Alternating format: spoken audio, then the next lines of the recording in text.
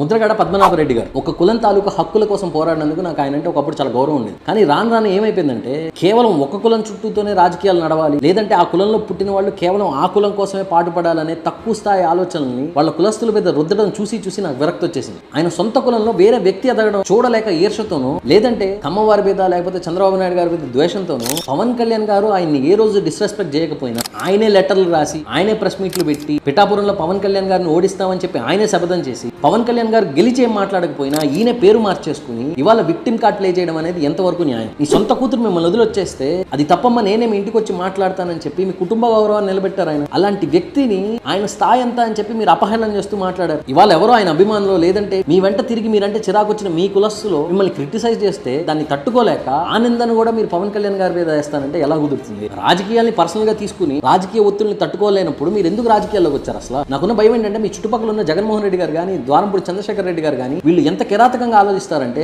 అనకూడదు కానీ రేపు పొద్దున మీకు ఏమైనా అయితే ఒకవేళ అవ్వకపోయినా వాళ్ళే ఏదో ఒకటి చేసి ఆ నిందని పక్క పార్టీ వాళ్ళ మీదకి తోసేసి మీ తదనంతరం కూడా మీ పేరు మీద రాజకీయాలు చేస్తారు వాళ్ళు. అలాంటి వాళ్ళని మీరు ఎప్పుడైనా సరే దూరం పెట్టి మీ గౌరవాన్ని మీరు నిలబెట్టుకుని సభ్యతతో మాట్లాడితే, సభ్యత అంటే ప్రతి వర్డ్ వెనకాల అండి అని మాట్లాడితే అది సభ్యత కాదు. నిజమైన సంస్కారంతో మాట్లాడుతూ మీ గౌరవం మీరు నిలుపుకుంటే చాలా మంచిది. అలా కాకుండా ఇంకా మీ పిచ్చి లెటర్లు మీరు రాస్తా ఉంటామంటే మాత్రం మీకు, మీ కుల పిచ్చికి, మీ స్వార్థానికి శతకోటి నమస్కారాలు.